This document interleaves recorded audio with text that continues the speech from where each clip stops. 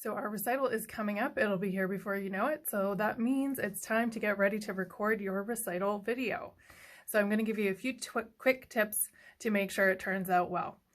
Number one, choose your device. I recommend using the newest device you have, whether that's iPad, smartphone, laptop. Just the newest one is probably the best. Number two, choose how you're going to position your device. A tripod works great. If you haven't got one of those, you can use a stack of books. And you want to remember to position your device horizontally so that we get a nice full screen video without those black bars at the side. And then last of all, after you've done your recording, make sure you watch it back, listen to hear how it sounds, make sure you're happy with it.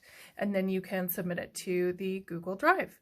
So a couple of other points about your video. If you're comfortable, it would be great to hear you introduce yourself and the name of your piece.